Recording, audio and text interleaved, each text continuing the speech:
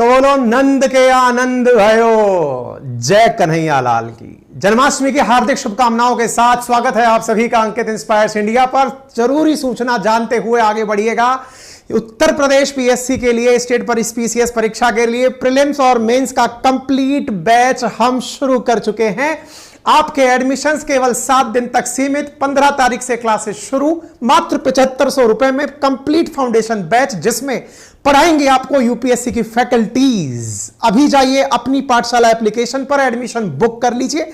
Live classes हैं, recorded classes भी आप जो पढ़ चुके होंगे वो मिलती रहेंगी। तमाम फीचर्स एंड में समझाए जाएंगे। तो चलिए आगे बढ़ते हैं। आज की खबर जुड़ी है पाकिस्तान से, और एक कहानी तो सुनी होगी जिसमें कहा जाता है कि सुनो ससुर जी अब जिद छोड़ो, दुल्हन तो जाएगी दूल्हे राजा के साथ। पाकिस्तान के अंदर यही पाक ऑक्यूपाइड कश्मीर से आवाज उठ रही है कि गिलगिट बाल्टिस्तान तो जाएगा भारत के साथ। क्या है ये पूरी कहानी, आज के सेशन में बताएंगे। क्या है इन लोगों के तनाव की असली वजह, जबकि पाकिस्तान में काम कर रहे हैं केयर टेकर प्रधानमंत्री। बाकी दोनों ये जो है पीएम इन वेटिंग है, चुनावों के इंतजार में है। और चुनावों के इंतजार में केयर टेकर प्रधानमंत्री की चिंता बढ़ा रखी है सेना के द्वारा, विशेष रूप से उस समय जब पाकिस्तान खस्ते हाल में है और खस्ते हाल में उम्मीद करता है कि दुनिया का कोई देश आकर उसे उसके कटोरे में कोई थोड़ी बहुत भीख डालकर चला जाए, क्योंकि सऊदी का इंतजार इसी क्रम में हो रहा है। उसी बीच में पाकिस्तान के कब्जे वाला कश्मीर कहता है कि वो पाकिस्तान के साथ नहीं बल्कि भारत के साथ जाना चाहता है। पाकिस्तान के पीओके में क्यों हो रहे हैं इतने मैसिव प्रोटेस्ट, जिसके चलते हुए कारगिल में शामिल होने के लिए खैबर पख्तूनवा रीजन चर्चा का विषय बना हुआ है। सारी बातें आज के सेशन में, और गिलगिट बाल्टिस्तान वाला रीजन आज के सेशन के अंदर चर्चा में बना हुआ है। सारी चीजें बताई जाएंगी। क्या है गिलगिट बाल्टिस्तान का इशू, क्या है खैबर पख्तूनवा का वो क्षेत्र जिस पर टीटीपी के द्वारा कब्जा कर लिया गया है, क्या है बलोचिस्तान का वो मामला जिसकी निर्वासित प्रधानमंत्री कहती हैं कि बलोचिस्तान को भारत अगर चाहे तो पाकिस्तान से आजाद कर सकता है। गरीबी के हालात में पाकिस्तान जो भी देख रहा है वो आज के सेशन में विस्तार पूर्वक बताया जाएगा।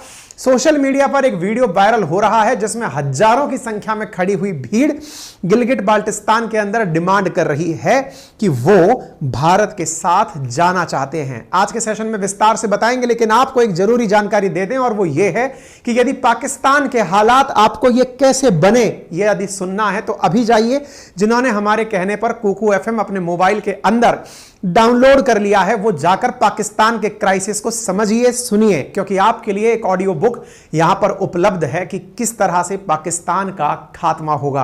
मेरे प्यारे साथियों, कुकू एफएम वो ऑडियो बुक प्लेटफॉर्म है जिसने हाल ही के दिनों में लोगों की पढ़ने की खोई हुई हैबिट को अब सुनने की हैबिट में बदल दिया है, क्योंकि 10,000 से ज्यादा ऑडियो बुक्स को कुकू एफएम अपने प्लेटफॉर्म पर, अपने एप्लीकेशन पर बहुत बढ़िया रेडियो जॉकीज की आवाज में आपके लिए उपलब्ध करा रहा है।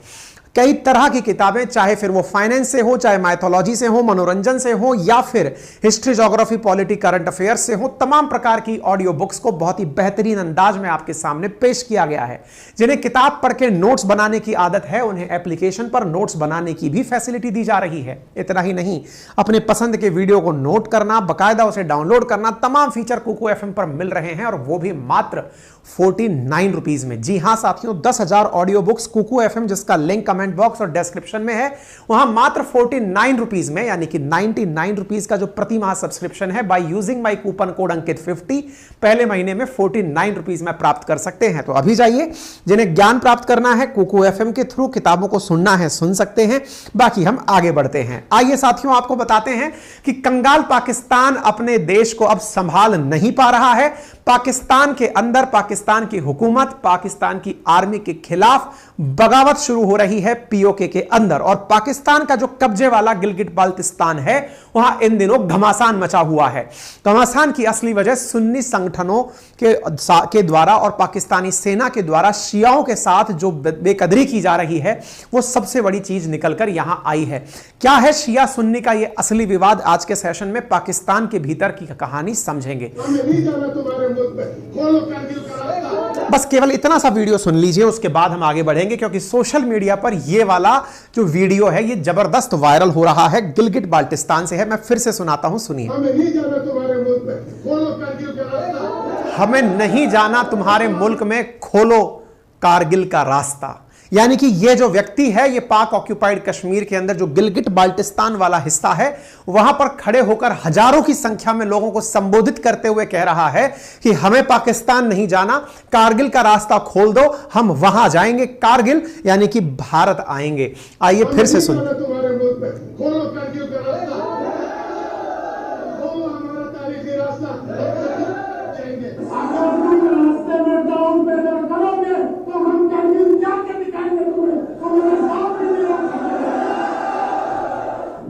बड़ी संख्या में लोग पाकिस्तान के उस तरफ बैठे हुए, भारत के बॉर्डर को पीओके के अंदर बैठे हुए जो लोग हैं वो इस प्रकार की डिमांड कर रहे हैं। अब इसको समझने से पूर्व थोड़ा सा मैप पर इस जगह को जान लेते हैं, फिर हम आगे बढ़ते हैं। मेरे प्यारे साथियों, जम्मू कश्मीर जो कि पूरा जो हमारा हिस्सा है उसके ऊपर बहुत सारी स्थितियां हैं जो आपको हल्के से में पता हो तो बेहतर है। जैसा कि इन दिनों आपने अक्साई चिन का जो कंट्रोवर्सी था वो सुना था, हमने उसके ऊपर भी वीडियो बनाया हुआ है, आप जाकर के उसे देख सकते हैं कि अक्साई चिन कब से चाइना के पास है, हमने ये बताया हुआ है। मेरे प्यारे साथियों, भारत का जो मैप आप देखते हैं उसमें एक बड़ा हिस्सा चीन के पास है। 1962 का जो वॉर था उसमें यह हिस्सा चीन के पास चला गया।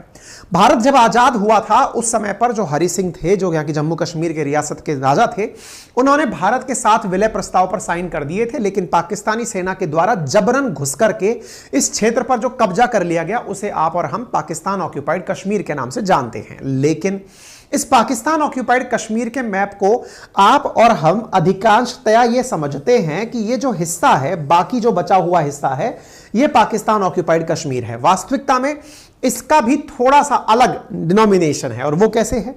ये जो हिस्सा है ना, ये जो इतना सा हिस्सा दिख रहा है आपको नीचे की तरफ, ये तो पाकिस्तान ऑक्यूपाइड कश्मीर कहलाता है। और इसके उत्तर वाला जो हिस्सा है, उत्तर बोले तो दिशाओं में ऊपर उत्तर होता है, नीचे दक्षिण, राइट में ईस्ट, लेफ्ट में वेस्ट, ये जो उत्तर वाला हिस्सा है इसे गिलगिट बाल्टिस्तान के नाम से जाना जाता है। गिलगिट बाल्टिस्तान और पीओके असल मायने में अपन सबके लिए तो पूरी तरह पाकिस्तान अधिकृत कश्मीर ही है, लेकिन पाकिस्तानी इसे अलग ट्रीट करते हैं और इसे अलग ट्रीट करते हैं। ठीक है, अब ये जो गिलगिट बाल्टिस्तान वाला हिस्सा है, इसका भी एक छोटा सा ये वाला जो हिस्सा आपको दिख रहा है, इसको, इस वाले छोटे से सक्सगाम रीजन को पाकिस्तान के द्वारा चीन को गिफ्ट कर दिया गया था। चाइना पाकिस्तान इकोनॉमिक कॉरिडोर अब इसी क्षेत्र से होकर के गुजरता है। तो उम्मीद है आपको यह लोकेशन समझ में आ गई होगी। थोड़ा सा और इसके बारे में जान लीजिए ताकि विषय वस्तु को बेहतरीन तरीके से समझ पाएंगे। भारत में जब से जम्मू कश्मीर जो राज्य है उसे 2 यूनियन टेरिटरी में बदला गया, जम्मू कश्मीर और लद्दाख के अंदर। तो ये जो लद्दाख वाला क्षेत्र है, लद्दाख में कारगिल भी शामिल है। कारगिल ये बॉर्डर वाला एरिया है, ये रहा कारगिल वाला जो एरिया है। इस कारगिल वाले एरिया में बड़ी मात्रा में शिया मुसलमान रहते हैं। शिया मुसलमान पाकिस्तान में अल्पसंख्यक हैं पाकिस्तान की, और विशेष रूप से अगर हम इस क्षेत्र की भी बात करें तो यहां पर भी मात्र 10 से 15% आबादी ही शिया मुसलमानों की है।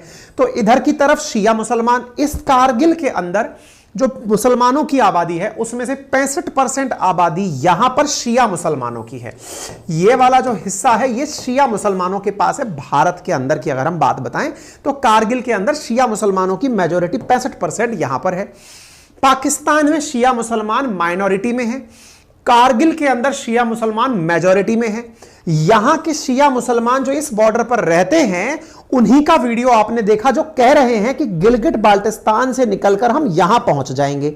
अब इस पूरे मामले को आपको समझना है, ये लोग यहां से यहां क्यों आना चाहते हैं, भारत के साथ क्यों जुड़ना चाहते हैं। तो उम्मीद है आपको क्षेत्र के हिसाब से चीजें समझ में आ गई होंगी। ठीक है, अब हालांकि हम गिलगिट बाल्टिस्तान का मैप आपको थोड़ा और आगे चल करके समझाएंगे, उसको भी समझिएगा। गिलगिट बाल्टिस्तान और भारत का कनेक्शन क्या है इसको थोड़ा सा ऐसे समझते हैं कि जो जम्मू कश्मीर है ना, जो कि ट्रांस हिमालयन क्षेत्र के अंदर स्थित है। ट्रांस हिमालय मतलब ऐसे समझिए, यदि हिमालय को हम आपके सामने दर्शाने का प्रयास करें तो हिमालय इस प्रकार से भारत में विस्तृत है ना। तो आप लोग किस प्रकार से जानते हैं? मुख्य हिमालय, मध्य हिमालय और लेसर हिमालय, इस प्रकार से हम हिमालय को जानते हैं। हिमालय के पीछे का हिस्सा, यानी कि जब हम ज्योग्राफी की भाषा में बोलें तो ऊपर नॉर्थ, नीचे south, right east, left west, जो नॉर्थ वाला हिस्सा है ये ट्रांस हिमालय कहलाता है। क्या कहलाता है? ट्रांस हिमालय। ट्रांस हिमालय में है जास्कर, लद्दाख, काराकोरम, ये 3 पर्वत श्रृंखलाएं। तो ट्रांस हिमालयन क्षेत्र जो है ना, उस ट्रांस हिमालयन क्षेत्र की आज हम बात कर रहे हैं, जो कि कश्मीर घाटी के उत्तर और पश्चिम में स्थित है। जम्मू कश्मीर का ही यह हिस्सा है। असल मायने में जम्मू कश्मीर रियासत 5 भागों से जुड़कर बनी है। कौन कौन से भाग से जुड़कर बनी है, तो उनको आप यहां पर समझिए, जम्मू कश्मीर, लद्दाख, गिलगिट वजाहत और गिलगिट एजेंसी। ठीक है। 1947 से भारत के जिस हिस्से पर पाकिस्तान का कब्जा है, जिसे आप पाकिस्तान अधिकृत कश्मीर के नाम से जानते हैं, वो असल में 15% ही है। 85% जो हिस्सा है वो गिलगिट बाल्टिस्तान का है। जो गिलगिट बाल्टिस्तान या नदर्न एरियाज के नाम से, जो नॉर्थ में है वो नदर्न एरियाज, जो नॉर्थ में है वो नदर्न एरियाज, जो नदर्न एरियाज में है वह चीन और पाकिस्तान इकोनॉमिक कॉरिडोर के अंदर, ये जो ऊपर चाइना है, तो चाइना पाकिस्तान इकोनॉमिक कॉरिडोर असल में इसी जगह से होकर निकल रहा है। इकोनॉमिक कॉरिडोर का मुख्य इलाका है। सिंधु नदी जिस रास्ते से होकर पाकिस्तान में गुजरती है वो भी गिलगिट बाल्टिस्तान का ही हिस्सा है। ट्रांस हिमालय से होकर के वो गिलगिट बाल्टिस्तान के रास्ते ही पाकिस्तान में जाती है। ठीक है ना। तो ये चीज आपको थोड़ा समझ में आना चाहिए। अब इसका थोड़ा सा इतिहास भी जान लीजिए। देखिए 1947 में जब हम लोग चर्चा करते हैं कि भारत के साथ विलय की बात चल रही थी जम्मू कश्मीर की, उसका भी इतिहास है कि असल मायने में पहले ये कहां था। तो कहते हैं कि 1917 में, देखिए क्या था ना, थोड़ा सा इसके बारे में मैं हालांकि कभी और डिटेल से बात करेंगे। यूएसएसआर एक समय पर बड़ी पावरफुल सत्ता हुआ करती थी और ब्रिटेन वाले आज से ही दुश्मन नहीं है यूएसएसआर के, पहले से ही हैं, क्योंकि सब विचारधाराओं की लड़ाई है। यूएसएसआर यानी कि आज का जो रशिया है वो पहले मान्यता रखता था कि वो साम्यवादी विचारधारा का है, साम्यवादी यानी कम्युनिस्ट। उससे बचने के लिए ब्रिटिश इंडिया वालों ने गिलगिट एजेंसी नामक जो क्षेत्र है इसे 1935 में जम्मू कश्मीर के महाराजा से 60 साल के लिए लीज पर लिया कि भाई ये क्षेत्र हमें दे दो ताकि यूएसएसआर का विस्तार यहां तक ना हो जाए। अब आप पूछेंगे ऐसा क्यों कह रहे हैं, तो देखिए थोड़ा सा मैप को और समझते हैं। देखिए ये वाला जो क्षेत्र आप देखते हैं ना जम्मू कश्मीर का, इसमें आप क्या पाएंगे कि इससे ऊपर हल्का सा थोड़ा सा अफगानिस्तान है और उससे ऊपर की तरफ सेंट्रल एशियन कंट्रीज जिनमें किर्गिस्तान, कजाकिस्तान, तुर्कमेनिस्तान, ये सारे हैं। ये सारे के सारे हिस्से पहले कभी यूएसएसआर के पास हुआ करते थे। यानी यूएसएसआर जो 1991 में 15 देशों में टूटा, असल मायने में वो यहां तक था। यानी कि केवल भारत के और यूएसएसआर के बीच में एक अफगानिस्तान का छोटा सा बॉर्डर था, अदरवाइज हम सीधे सेंट्रल एशिया से कनेक्टेड थे। ऐसी स्थिति में भारत के अंदर जो ब्रिटिश इंडिया वाला स्थान था उसमें अंग्रेज चाहते थे कि कहीं यूएसएसआर अफगानिस्तान को क्रॉस करते करते हमारे हुकूमत में एंट्री ना कर जाए, इसलिए इस वाले क्षेत्र को हरि सिंह से अंग्रेजों ने लीज पर लिया कि भाई ये वाला क्षेत्र हमें दे दो ताकि इसको हम बफर स्टेट के रूप में रख सकें, ताकि ब्रिटिश इंडिया जो भारत का क्षेत्र था उसे यूएसएसआर से सुरक्षित रख पाएं। ठीक है ना। अच्छा, तो ऐसी स्थिति में अब देखिए लिया 1917 में था, 1977 तक के लिए। लेकिन साहब जम्मू कश्मीर के महाराजा ने जब देश आजाद हो गया, तो वास्तविकता में है कि देश आजाद हो गया तो वो वापस हरि सिंह के पास चला गया। 26 अक्टूबर 1947 को हरि सिंह ने अपनी रियासत में इसे वापस से भारत में मर्ज करने का फैसला किया और ऐसी स्थिति में यह वाला क्षेत्र भारत का बनकर आया। इसको लेकर के फिर लोकल पॉलिटिक्स चली और आपको मालूम है कि उस पर फिर पाकिस्तान की सेना के द्वारा कब्जा कर लिया गया। 1947 के बाद से ही पाकिस्तान का इस क्षेत्र पर कब्जा है। पाकिस्तान ने इस इलाके का एक हिस्सा 1963 में सक्सगाम के नाम से चीन को गिफ्ट कर दिया। चीन आज जो चाइना पाकिस्तान इकोनॉमिक कॉरिडोर चलाता है वो इस खूबसूरत स्थान से होकर के ही चलाता है। इंटरेस्टिंग बात देखिए, पाकिस्तान चूंकि भारत इस मुद्दे को यूनाइटेड नेशन ले गया था, क्योंकि हम ताजा ताजा आजाद हुए थे, नया न्यू बॉर्न इंडिया था और उस समय पर इंडिया का मानना यह था नेहरू जी के नेतृत्व में कि हम यूनाइटेड नेशंस की सारी बातों को अच्छे से मानेंगे और इसलिए भी मानेंगे क्योंकि दुनिया में फिर से विवाद ना हो, इसलिए अंतरराष्ट्रीय मंच पर जाकर समाधान करेंगे। हमने इंतजार किया कि यूनाइटेड नेशंस में जाएंगे। अब उस मुद्दे को लेकर हम जैसे यूएन में पहुंचे, मामला फैल गया। क्या वो मामला आज तक वहां पर डला हुआ है। पाकिस्तान ने बड़ी स्मार्टनेस दिखाई और उसने क्या कहा कि देखिए जिस हिस्से को आप कहते हैं कि हमने कब्जा करके रखा हुआ है, हमने तो उसे ऑटोनॉमस रीजन कह रखा है, हमने तो कह रखा है कि यह क्षेत्र अपने आप को आजाद ही रखना चाहता है। पाकिस्तान ने इसी कारण से पाकिस्तान ऑक्यूपाइड कश्मीर और गिलगिट बाल्टिस्तान को लंबे समय तक एक स्वतंत्र स्टेटस यानी ऑटोनॉमस रीजन की मान्यता देकर रखी। हालांकि वहां का जो भी संविधान है या फिर वहां की जो भी सत्ता है उस पर हमेशा पाकिस्तान का कंट्रोल रहा, लेकिन दुनिया को दिखाने के लिए अंतरराष्ट्रीय मंच पर कि ये जो स्थान है ये हमने तो पूरी तरह इसे स्वतंत्र कर रखा है। बिल्कुल वैसे ही जैसे जम्मू कश्मीर जो कि वर्तमान तक 2019 तक जब तक हमने उसके संविधान को बदलकर भारत में पूरी तरह से एक साथ मर्ज नहीं कर लिया, वैसी स्थिति पाकिस्तान ने अपने क्षेत्र में कर रखी थी। ठीक है ना। इसका मतलब उन्होंने यह दिखाने का प्रयास किया था कि कश्मीर एक स्वतंत्र राष्ट्र है। स्वतंत्र राष्ट्र का उनका जो तरीका था वो दुनिया को जल्दी ही समझ में आ गया कि आप लोग कश्मीर की स्वतंत्रता नहीं चाहते, आप कश्मीर पर कब्जा चाहते हैं। खैर ये बात यूएन के अंदर डिबेटेबल चलती रही। अब थोड़ा और आगे बढ़ते हैं। तो उम्मीद है आपको गिलगिट बाल्टिस्तान की थोड़ी सी ज्योग्राफी समझ में आ गई होगी, उसकी लोकेशन समझ में आ गई होगी कि वो कहां है। अब ये जो गिलगिट बाल्टिस्तान है इसमें बहुत छोटे छोटे से जिले भी हैं। उनमें से जो इस समय जिला चर्चा में है उसका नाम है स्कार्दू। स्कार्दू हुआ, खरमांग हुआ, खांचे हुआ, ये वो क्षेत्र हैं जो कि भारत के संपर्क में हैं। वर्तमान में जो क्षेत्र चर्चा में है दैट इज स्कार्दू, जहां पर प्रोटेस्ट हुए हैं। क्या हुआ है? हुआ क्या है कि यहां पर नारे लग रहे हैं। और नारे क्या लग रहे हैं कि ये जो दहशतगर्दी है इसके पीछे वर्दी है। वर्दी बोले तो यहां बात हो रही है सेना की, यानी पाकिस्तान आर्मी के खिलाफ शिया समुदाय के लोग गिलगिट बाल्टिस्तान में झंडा बुलंद कर रहे हैं। शियाओं का नारा लगा हुआ है कि यह जो दहशतगर्दी है उसके पीछे वर्दी है। अब यह शिया सुन्नी की क्या कहानी है इसको हम बताएंगे, क्योंकि यही शिया लोग कह रहे हैं कि खोल दो कारगिल का दरवाजा, हम कश्मीर जाएंगे।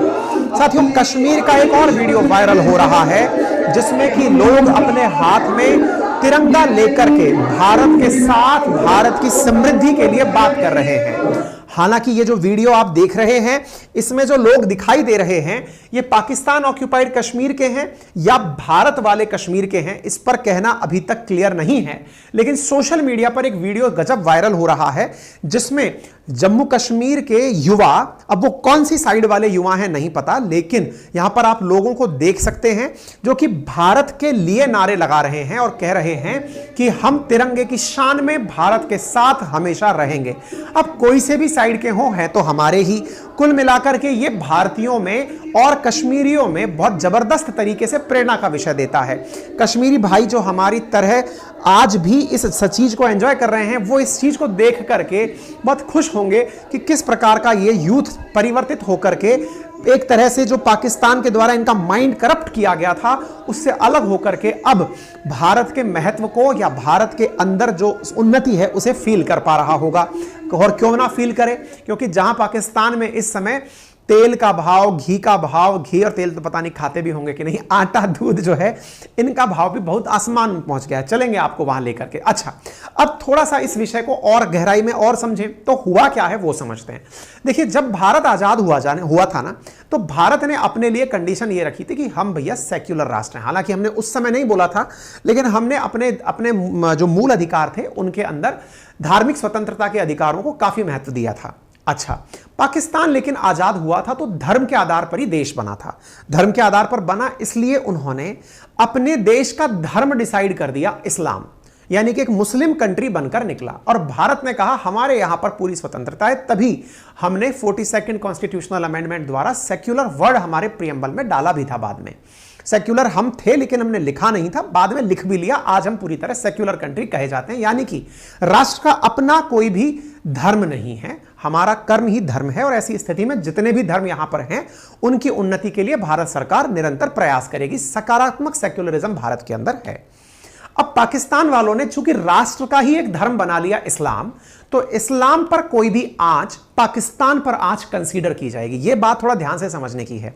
जिस प्रकार से भारत की एकता और अखंडता पर कोई भी बात करेगा तो वो राष्ट्र विरोधी कहा जाएगा, ऐसे पाकिस्तान में इस्लाम के खिलाफ कोई भी बात करेगा वो राष्ट्र विरोधी कहलाएगा। अब इसको थोड़ा और आगे बढ़ाते हैं। इस्लाम के अंदर दो बड़ी मान्यताएं हैं, एक सुन्नी मान्यता और एक शिया मान्यता। सुन्नी वो हैं जो सुन्ना को मानते हैं, यानी पैगंबर साहब की जो बातें, कार्य और उनकी जो आदतें हैं उनको मानने वाले सुन्नी कहलाए, और पैगंबर के अनुयायी हजरत को मानने वाले शिया कहलाए। शिया और सुन्नी के अंदर जो ये असल में विवाद है, यही विवाद दोनों की मान्यताओं का आज दुनिया में बड़े लेवल पर देखने को मिलता है। जहां शियाओं के लिए एक अपना राष्ट्र ईरान बहुत बड़ा बन चुका है, जो कि शियाओं के हितों की बात करता है, वहीं दुनिया भर में सुन्नी बहुतायत में है और सऊदी अरब उनका सबसे प्राथमिक और शक्तिशाली राष्ट्र है। आज दुनिया के बड़े राष्ट्र जैसे सऊदी अरब हुआ या फिर यूएई हुआ, पाकिस्तान हुआ, टर्की हुआ, यहां मेजॉरिटी में सुन्नी पाए जाते हैं। शियाओं की संख्या दुनिया में भी कम है और पाकिस्तान में भी कम है। पाकिस्तान में शिया सुन्नी का जो विवाद है वो आए दिन देखा जाता रहता है। यही कारण है कि शिया सुन्नी की जो कंट्रोवर्सी है उसमें यह माना जाता है कि जो पाकिस्तान के सुन्नी हैं वो शियाओं को पसंद नहीं करते। वहीं भारत चूंकि सेक्युलर कंट्री है, यहां पर सुन्नी भी बहुतायत में है और शिया भी बहुतायत में है। ऐसी स्थिति में शियाओं को भारत एक सुरक्षित राष्ट्र नजर आता है। यही कारण है कि जो कारगिल के शिया हैं उनके साथ में गिलगिट बाल्टिस्तान के शिया जुड़ना चाहते हैं। अब लेकिन आपके दिमाग में एक बड़ा सवाल बनेगा, अचानक ये कैसे हुआ? अचानक कैसे हुआ तो आप वो सुनिएगा। असल में गिलगिट बाल्टिस्तान के अंदर उलेमाओं की एक बैठक रखी गई। सुन्नी उलेमा आए थे वहां पर बैठक रखने के लिए और यहां पर धार्मिक कानूनों को, यानी कि जो भी अब देखिए, हां, यदि कोई भी व्यक्ति धर्म के खिलाफ कोई बात करेगा तो इसको ब्लास्फेमी या ईश निंदा कहा जाएगा। ऐसी स्थिति में पाकिस्तान में यदि कोई शिया है और वो सुन्नियों के खिलाफ भी कुछ बोलता है तो उसे भी ईश निंदा कंसीडर किया जाता है। गिलगिट बाल्टिस्तान में सुन्नियों के नेता आए थे, उलेमा आए थे। उलेमाओं ने कुछ कानून सख्त बनाने की डिमांड करी कि साहब कानून सख्त होने चाहिए। शियाओं ने उसका विरोध किया कि बोले भाई धर्म के कानून पहले ही बहुत सख्त हैं, ज्यादा सख्त मत बनाओ। चूंकि वो व्यक्ति जो शिया थे वो धर्म के खिलाफ बोल गए तो उनके ऊपर ब्लास्फेमी का केस लग गया और उन्हें उठा करके जेल में डाल दिया गया। कुल मिलाकर बात यह है कि 4 मुस्लिम उलेमाओं के खिलाफ बोलने पर शियाओं के नेता को गिरफ्तार करके जेल में डाल दिया गया। शिया धर्मगुरु का नाम था आगा बाकिर अल हुसैनी, जिसके कमेंट की वजह से सुन्नी नाराज हो गए। चूंकि पाकिस्तान में बहुतायत के अंदर सुन्नी है, ऐसी स्थिति में शियाओं के खिलाफ उन्हें मौका मिल गया और उनके धर्मगुरु को गिरफ्तार कर लिया गया। धर्मगुरु के गिरफ्तार होते ही चूंकि गिलगिट बाल्टिस्तान के अंदर 10%, अब देखिएगा, गिलगिट बाल्टिस्तान की लगभग 20 से 25 लाख आबादी है, यानी 2 से 3 लाख वहां पर आज शिया रहते हैं। वो शिया लोग नाराज हुए। उन्होंने कहा कि अल हुसैनी को जिस इलाके से गिरफ्तार किया गया है वहां पर लोग प्रोटेस्ट करने के लिए सड़कों पर उतर आए। उधर की तरफ गिलगिट बाल्टिस्तान का वो क्षेत्र, कौन सा क्षेत्र? जो क्षेत्र सुन्नी बहुतायत में था, वो शियाओं के खिलाफ उतर आया। यानी कि कश्मीर का अगर हम एक हिस्सा इस प्रकार से डिजाइन करें तो जो गिलगिट बाल्टिस्तान वाला क्षेत्र है, उस गिलगिट बाल्टिस्तान वाले क्षेत्र में यदि यहां शिया रह रहे हैं तो इस क्षेत्र में जो सुन्नी हैं, ये सुन्नी और शियाओं के बीच में इतना ज्यादा विवाद हो गया कि उन्होंने शियाओं का रसद रोक दिया। रसद रोक दिया मतलब यह हुआ कि जो रास्ते से होकर भोजन शियाओं तक पहुंचता था उसका रास्ता बैन कर दिया। यहां पर शियाओं का धर्मगुरु पकड़ा जा चुका है और दूसरा उनका रास्ता भी रोक दिया गया। यानी शियाओं के साथ जो यहां पर बदतमीजी की गई कश्मीर के अंदर, गिलगिट बाल्टिस्तान के अंदर, इससे परेशान होकर शियाओं ने यहां पर यही कहा कि भाई अगर यह रास्ता बंद हो गया है तो जनाब हमारे लिए यह रास्ता कारगिल वाला खोल दो ताकि हम जाकर उस क्षेत्र में तो चले जाएं जहां पर शिया बहुतायत में है, हम वहां रह लेंगे। क्योंकि तुम्हारे यहां तो पहले भी हम दोयम दर्जे के हैं, हमें कोई अपना तो यहां पर वैसे भी नहीं मानता है। ऐसी स्थिति में यह चीज निकल कर आई है। तो उम्मीद है कि आपको यह समझ में आया होगा कि किस प्रकार से शिया मौलाना आगा बाकिर अल हुसैनी की गिरफ्तारी के बाद यह मामला उठकर आया है। तो अब आपको यह जो वीडियो है इसका रेफरेंस समझ में आ गया होगा कि किस प्रकार से यह ईश निंदा की कहानी बनकर आई, जिसमें शियाओं ने यह कहा कि भैया गिलगिट बाल्टिस्तान में शिया भारत में पनाह चाहते हैं जाकर के। आप देख सकते हैं बड़ी मात्रा में यहां पर प्रोटेस्ट हो रहा है। अपने नेता, अपने शिया जो नेता हैं उनकी गिरफ्तारी पर शियाओं में विरोध है पाकिस्तान की सरकार के खिलाफ। बड़ा सवाल, फिर क्या किया पाकिस्तान की सरकार ने निपटने के लिए? अब तो वहां अंतरिम सरकार चल रही है, वहां तो अभी जनरल मुजीर ही जब सब कुछ है, मुनीर ही सब कुछ है। ऐसी स्थिति में लगभग 20,000 सैनिक भेजे गए हैं इस क्षेत्र में इस बात को दबाने के लिए, और कई उलेमा भेजे गए हैं जो लोगों को समझाइश करके कह रहे हैं कि अरे ऐसा नहीं बोलते, ऐसा बोलोगे तो हमारी सारी जो लीकेजेस हैं वो दुनिया को दिख जाएंगे। खैर, पाकिस्तान का एक दूसरा कारण भी है जिसके चलते हुए आजकल पाकिस्तान ऑक्यूपाइड कश्मीर, गिलगिट बाल्टिस्तान, इन क्षेत्रों में विरोध के स्वर दिखाई देते हैं और वो लोग भारत के साथ मिलने की बात करते हैं। और उसका बड़ा कारण यह है कि दुनिया में अगर कोई टॉप 6 कंट्री ढूंढी जाए जहां महंगाई जबरदस्त है तो उसमें पाकिस्तान का नाम 6ठे स्थान पर आता है। लगभग 40% यहां पर महंगाई पहुंच गई है। महंगाई इतनी कि बिजली की यूनिट 64 रुपए प्रति यूनिट है। हालांकि पाकिस्तानी रुपया भारत के रुपये की तुलना में कमजोर है, लेकिन कितना भी कमजोर हो, अगर 2.5 गुना भी कमजोर हो तो भी 25 रुपए यूनिट के आसपास होना बड़ी दाम की कीमत मानी जाती है। इसी प्रकार से यहां पर जो चीनी की कीमत है वो दूध और आटे से भी ज्यादा हो गई है। चीनी यहां पर 190 रुपए से लेकर 205 रुपए किलो तक बिक रही है। आटे की कीमत 170 से लेकर 180 रुपए किलो तक बिक रहा है। यानी फिर से अगर 2.5 गुना का अंतर भी हो तो 80 रुपए किलो आटा अपने आप में बड़ी वैल्यू रखता है। जहां पर इंडिया के अंदर आटा 20 से 25 रुपए किलो उपलब्ध है, वहां पर इतना महंगा आटा होना लोगों के लिए गुजर बसर में बड़ी मुश्किलें पैदा कर रहा है। पाकिस्तान की मुश्किलें यहीं खत्म नहीं हो जाती। जब पाकिस्तान के एक और हम गिलगिट बाल्टिस्तान और पाक पीओके के अंदर बात कर रहे हैं, वहीं पाकिस्तान का वो हिस्सा जिसे आप लोग अक्सर अरब सागर के अंदर उतरता हुआ देखते हैं, यानी वो क्षेत्र जहां पर चाइना पाकिस्तान इकोनॉमिक कॉरिडोर का ग्वादार पोर्ट बनाने की बात हो रही है, दैट इज बलोचिस्तान। बलोचिस्तान की एग्जाइल प्रधानमंत्री हैं एक, जो कि अपने आप को प्रधानमंत्री, बलूचिस्तान वाले लोगों ने उनको प्रधानमंत्री बनाया हुआ है, जिनका नाम है नीला कादरी, जो पाकिस्तान के बलूचिस्तान को एक स्वतंत्र देश के रूप में देखना चाहती हैं। और वो चाहती हैं कि यूनाइटेड नेशंस में पाकिस्तान के बलूचिस्तान वाले प्रोविंस को, जो कि क्षेत्रफल के हिसाब से पाकिस्तान का सबसे बड़ा राज्य है, उसको स्वतंत्र राष्ट्र के रूप में यूएन में भारत उसे मान्यता दिलाए। ऐसा उन्होंने कब कहा? हाल ही में गंगा नदी में स्नान करने के लिए वो उत्तराखंड आई थी, तब उन्होंने कहा कि भारत सरकार से वो चाहती हैं कि वो बलूचिस्तान में रह रहे बलोच लोगों की मदद करें ताकि पाकिस्तान का एक बड़ा हिस्सा टूटकर एक अलग राष्ट्र बन जाए। यानी पाकिस्तान को उत्तर दक्षिण से खींच रहे हैं गिलगिट बाल्टिस्तान वाले, तो नीचे की तरफ दक्षिण पश्चिम से खींच रहे हैं बलूचिस्तान वाले। क्या केवल पाकिस्तान की खिंचाई यहीं से हो रही है? अजी नहीं साहब, इसके अलावा भी है। और इसके अलावा क्या है? गिलगिट बाल्टिस्तान के अलावा यहां पर एक और क्षेत्र भी चल रहा है इस समय चर्चा में, और वो क्या है? असल में आपको मालूम होगा तालिबान के बारे में। आप में से कई लोगों ने मुझसे कई बार सुना भी है कि अफगानिस्तान में तालिबान का शासन है, लेकिन आपको यह भी पता होगा कि तालिबान पाकिस्तान में भी है और उसका नाम यहां अलग है, और उसका नाम है तहरीक-ए-तालिबान पाकिस्तान, जिसे शॉर्ट फॉर्म में टीटीपी कहा जाता है। वो यह मानता है कि जिस प्रकार से अफगानिस्तान में तालिबान का शासन आ गया, ऐसे ही क्यों ना पाकिस्तान में भी तालिबान का शासन आ जाए। यानी कि यह पाकिस्तान का तालिबान है। जैसे आईसिस अलग अलग देशों का होता है, ऐसे ही पाकिस्तान का तालिबान चाहता है कि पाकिस्तान में तालिबान का शासन हो। तो अब आप देखिए, पाकिस्तान के एक हिस्से के लोग भारत आना चाहते हैं, एक हिस्से के लोग स्वतंत्र राष्ट्र बनना चाहते हैं, और एक हिस्सा जिसकी अब हम आपके साथ चर्चा कर रहे हैं, दैट इज खैबर पख्तूनवा, वहां के गांवों पर कब्जा कर लिया गया है तहरीक-ए-तालिबान पाकिस्तान के द्वारा। यह वो तालिबान है जिसका अफगानिस्तान के तालिबान से कोई डायरेक्ट कनेक्शन नहीं है। यह मोटिवेटेड है इस बात से कि बेटा जब तुम्हारे पास अपना देश हो सकता है तो पाकिस्तान हमारे लिए अपना देश क्यों नहीं हो सकता? पाकिस्तान की सेना को सरकार से हटाया जाए, वहां से हमारा शासन होगा। यानी कि यह आतंकी संगठन है जो पाकिस्तान की सेना के खिलाफ काम करता है। नाम है इसका तहरीक-ए-तालिबान पाकिस्तान। सर कैसे कह सकते हो कि यह सेना के खिलाफ कार्य करता है? ऐसे कह सकता हूं, यह वीडियो है जिसके अंदर तहरीक-ए-तालिबान पाकिस्तान के द्वारा पाकिस्तान की सेना पर हमला किया गया।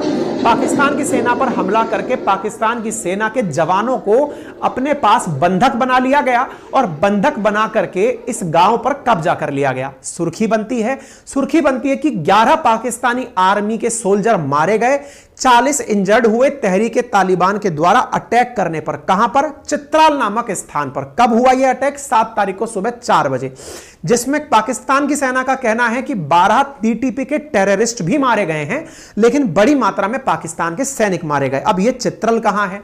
तो देखिए, यह तो आपको समझ में आ गया कि यह तो था पाकिस्तान ऑक्यूपाइड कश्मीर, यह हिस्सा था गिलगिट बाल्टिस्तान, और इसके ऊपर का एक हिस्सा है जिसको खैबर पख्तूनवा कहा जाता है। खैबर पख्तूनवा जो कि अफगानिस्तान के साथ बॉर्डर साझा करता है, यहां का जगह है चित्राल। चित्राल के गांवों पर कब्जा कर लिया तहरीक-ए-तालिबान ने, और कब्जा करके बकायदा अपना ऑफिशियल लेटर भी जारी किया, जिसमें इन्होंने यह लिखा कि Tehrik-e-Taliban Pakistan regarding the ongoing battle in Chitral. इन्होंने बकायदा फोटो जारी करके दिखाया कि देख लो हमने पाकिस्तान की सेना को अपने कब्जे में ले लिया है। बिल्कुल वैसे ही जैसे 1971 के वॉर में भारत के द्वारा जब पाकिस्तान के दो टुकड़े किए गए, बांग्लादेश को अलग देश बनाया गया और 90,000 सैनिकों को कब्जे में लेकर दिखाया था, पाकिस्तान की सेना को भारत ने कब्जे में लिया था। बिल्कुल वैसे ही यहां पर तहरीक तालिबान पाकिस्तान के आतंकियों ने पाकिस्तान की सेना को कब्जे में ले लिया है और कब्जे में लेकर इस क्षेत्र पर पूरी तरह अपना कब्जा स्थापित कर लिया है। यहां पर आप देख सकते हैं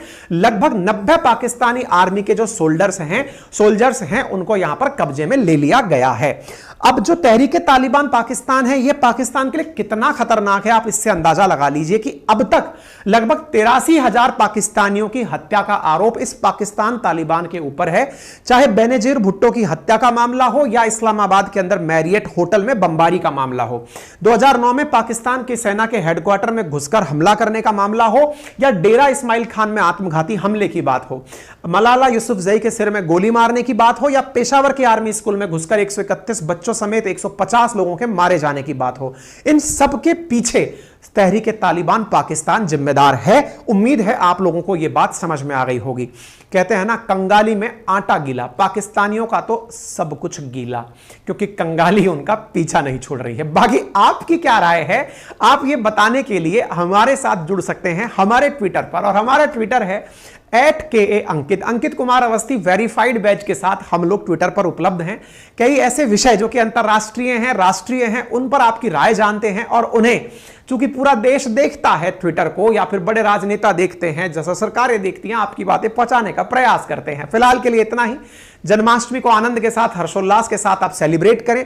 कुकू एफएम पर मैंने आपको बता दिया है, use my coupon code Ankit 50 to avail 50% discount किताब को सुनने के लिए। और कृष्ण जन्माष्टमी के अवसर पर जो हमारा सबसे बड़ा अनाउंसमेंट है, जिसकी लंबे समय से प्रतीक्षा थी, आज के इस दिन को अपने लिए खास बना लीजिए, क्योंकि मेरे प्यारे साथियों, आपके लिए जन्माष्टमी के पावन पर्व पर हमने अनाउंस कर दिया है उत्तर प्रदेश प्रशासनिक परीक्षा की कंप्लीट तैयारी यूपीएससी की फैकल्टीज के साथ।